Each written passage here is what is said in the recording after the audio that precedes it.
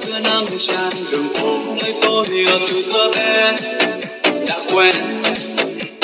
Xưa đất nước này niềm tin luôn căng tràn lo lắng khơi lên và gió qua tàn cây hòa trong tiếng trẻ thơ đùa vui cười và nắng trên lá reo ngày xanh tươi sáng Việt Nam hết.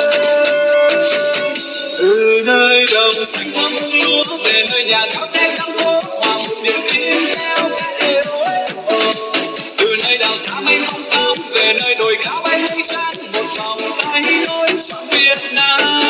Bao la đất trời quê hương xanh ngời sẽ tay đón nắng mạnh trong má.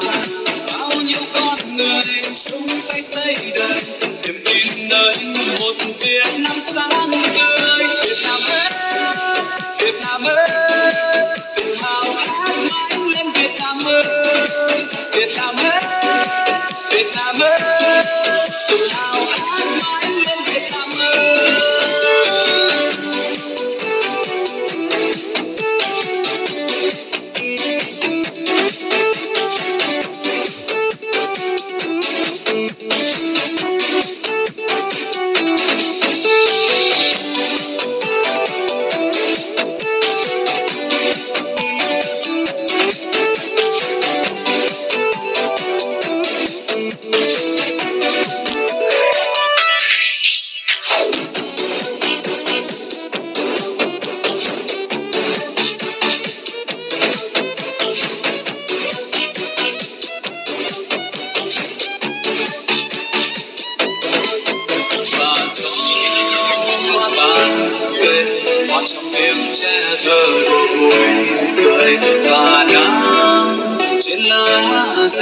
Ngày xanh tươi sáng Việt Nam hết.